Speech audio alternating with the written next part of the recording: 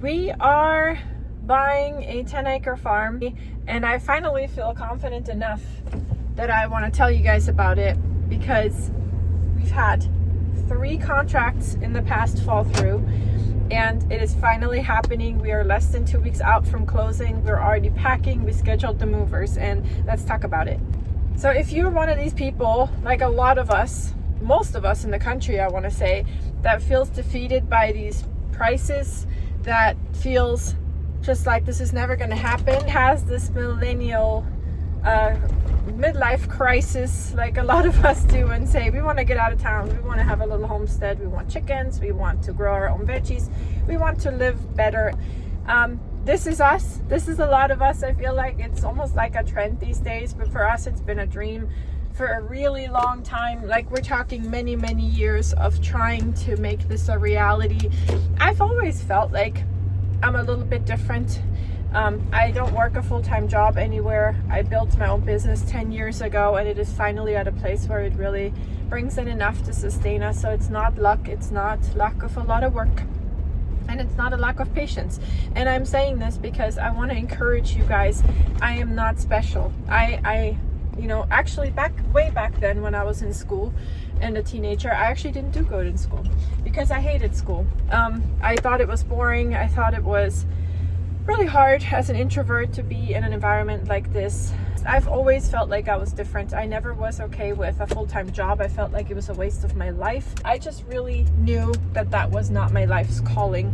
Then fast forward to 2020, when our first son was born, I instantly had this insane instinct to want to take care of my kids. I think most of us and almost all of moms do.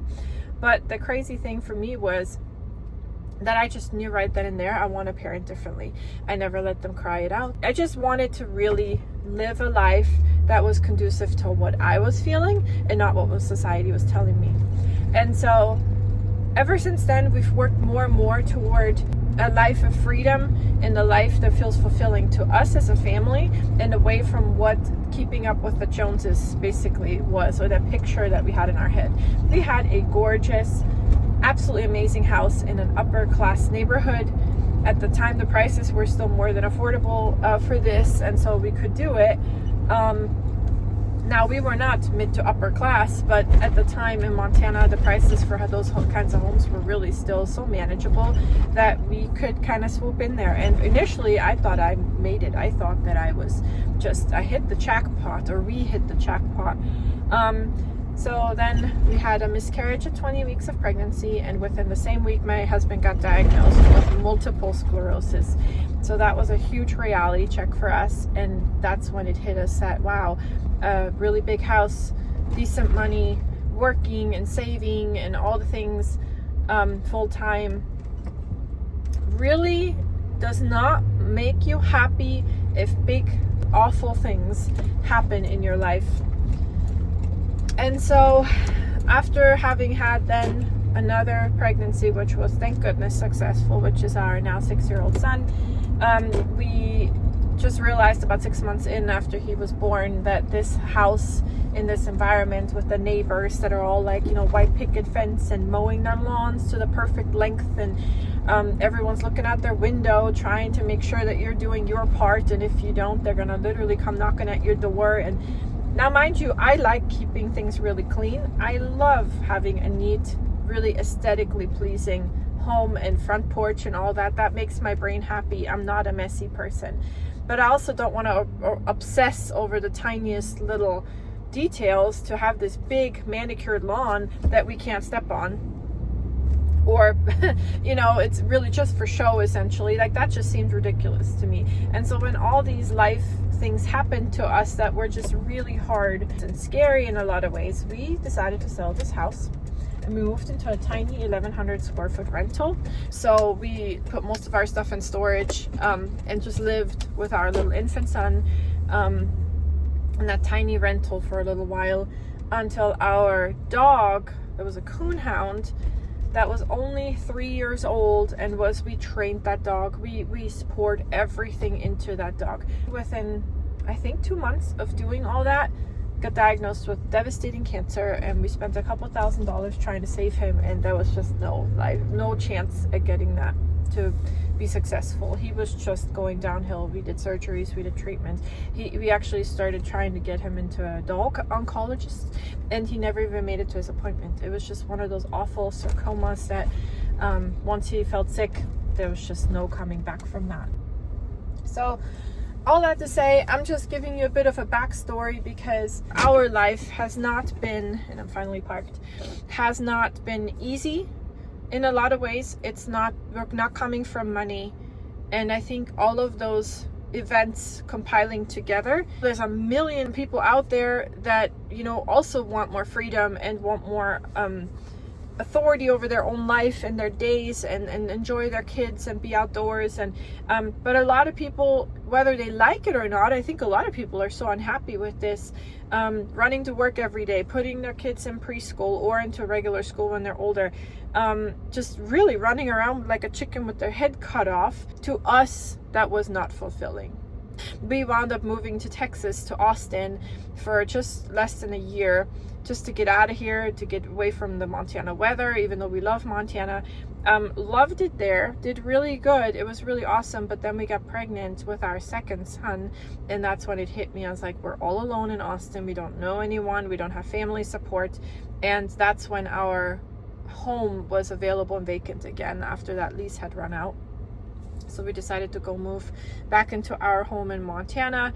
Very modest little house. It was really cheap. We paid, in about 11 years ago, $190,000 for it. So it was really just a tiny lot in our little town, but we were like, this is ours, let's go. And so we've spent the last 4 years there, but we knew that it was just too small. The yard is like, if you look at all of my previous videos, it's just a little shoebox. And when we started finding a passion for growing vegetables and gardening and having more outdoor time with our kids, we just grew out of that space years ago. Well, little did we know, when we started hitting that housing market, the prices in Montana are through the roof. I mean, you have to pay about $500,000 for a fixer-upper, not to mention even what the interest rates will do to you, all that got really scary really quick. And we were like, we got 2 little kids. I'm working a business that is starting to be pretty busy. How in the world are we gonna find our dream home? And it's not a big palace or anything, but just a dream home that we consider our dream. How do we find this? So we've watched the housing market for years now. We've watched way too many YouTube videos, whether or not the housing market was gonna crash and all the things. I did AI analyses on the housing market in our area, what it will likely do, what if there is a war, what if there's a recession. Like, I feel like analysis paralysis. It was so overwhelming that we wound up finding a few homes that seemed like they were just okay, but within our budget. And then we backed out for multiple reasons. One was infested with human biohazard. This is just too much. We can't even move in. Not to mention, how do we find the funds to put tens and thousands down in cash? And does that make any sense? Like, we should just invest that money instead. So we pulled out of that. Then there was another contract that we went under that was going to be a good one, because we could have assumed the VA loan. That was a 2% loan. We were like, perfect. But the house wasn't our dream. It was just like, okay, it's good enough. It had a 1/4 acre lot. That loan assumption didn't go through, so we backed out of that loan again too. Or out of that contract. And the third one was, we found a house in town that was over 100 years old. It wasn't gonna go VA, because VA restrictions, like there's some loan restrictions. There's certain things that have to be present within the home that other conventional loans are a little bit more lenient on, but VA is not. So it wasn't gonna go VA, and then that was that. So 3 contracts later, we wound up just kind of taking a breather, and we just buckled down and we saved money. We really didn't spend money unless we had to. We don't do things like buying coffee out and about. We don't go to the hairdressers if we don't really have to. I cut my son's and my husband's hair myself. Like, all these little things just to really save. It's not like we were those weird frugal people that you can find on YouTube, like where they like reuse toilet paper. Not like that, but just being reasonable and like grocery shopping with a meal plan, not impulse spending, not going shopping for clothes unless we really have to, all that stuff. We saw this house on the market over a year ago, almost exactly a year ago, actually, to the day now. It hit the market and it was just a dream. It was a house from the 70s. It's an old log house. It's definitely dated. It's not beautiful on the inside, but it was everything we wanted it to be, and it was in the location we wanted it to be. It has 10 acres. It's a solid house, even though it's old and dated, but there's nothing structurally wrong. It was just basically a dream of ours, but it was way too much for us, and so we just watched it. And just shy of a year later, before it's been on the market for that long, we offered, got it rejected. We offered, got it rejected. We offered it again, we got it rejected. It took us 5 offers to send to the seller to get it accepted, and wound up getting it for about, let me do the math, about $130,000 less than asking price. So it really feels like it was meant to be. We are so excited, but I want to tell you all this because if there's anyone out there feeling so discouraged about the housing market, or feeling discouraged like we're never going to get out of our apartment or out of our small house, and a homestead is my dream and the little farm is my dream, keep at it. We are the best example. If you're patient, if you keep working at it, if you don't let the word no from someone, whether it's a home seller or realtor or banker, if you don't let that no stop you, I think you can do this. It might take some time, like it did for us. It might take a lot of doing things differently, like saving, not going out for dinner all the time, not overspending, not shopping, not doing that instant gratification stuff that money sometimes buys you. Possibly moving into an area that you might not love. Now, for us, it is in our spot, that new house that we're wanted to be, but it is a little further than we originally wanted to be. It's still manageable. We're still 20 minutes from town, but it feels definitely a bit more out there.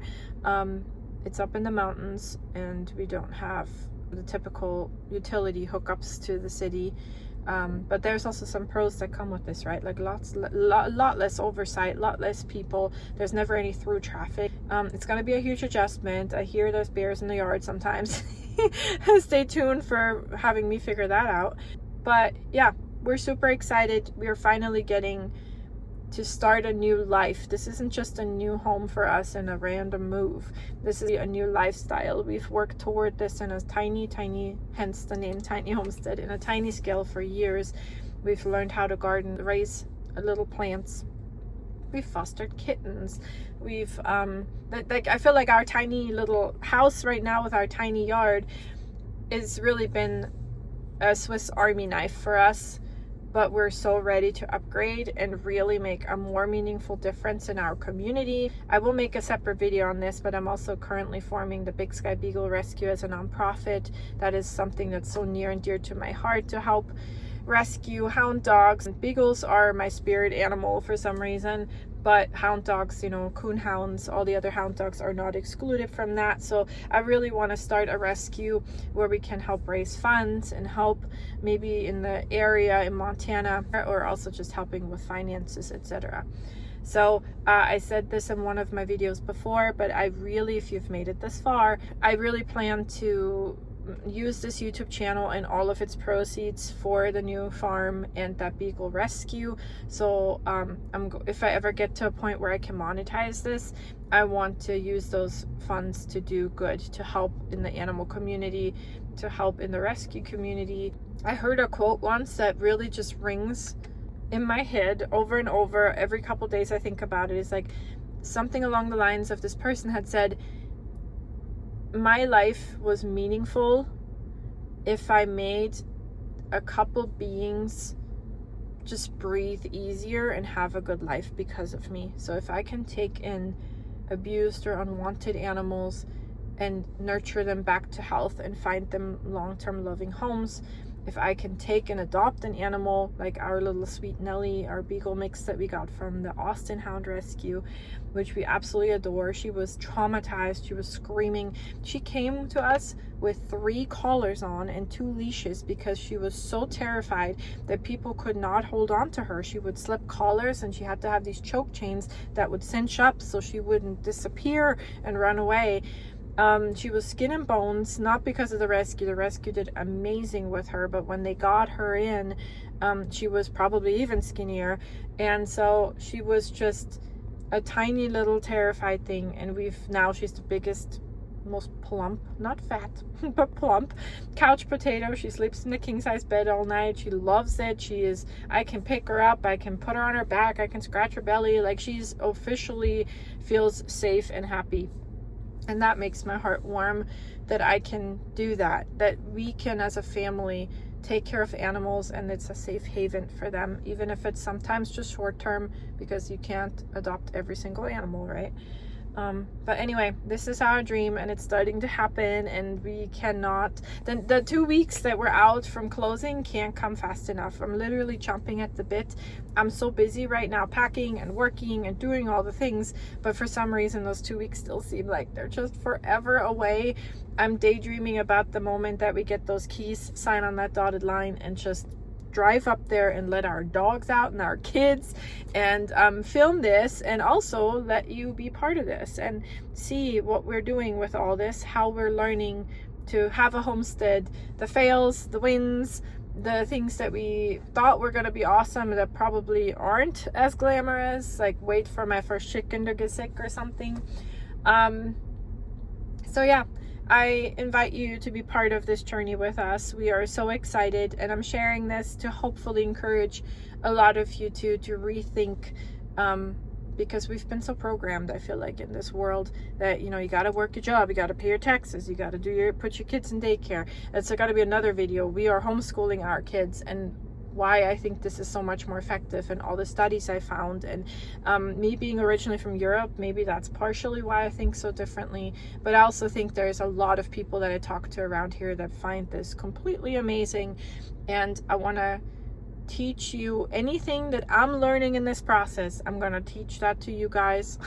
And anything that you can teach me, let me know. If you see something that I'm doing wrong, or that I could be doing differently or more effectively, I'm all ears.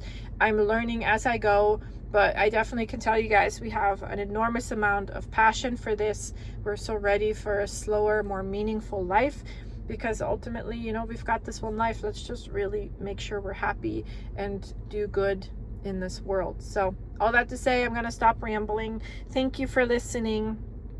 Thank you for following, liking, and subscribing. I would love to see your comments. Who else has a homestead or is about to have one? What are you most afraid of or nervous about? For me, it's already getting that, overwhelming. Like, how do I make sure that the animals we're gonna have the absolute bestest life? But again, thank you for watching, and I'll see you on the next video.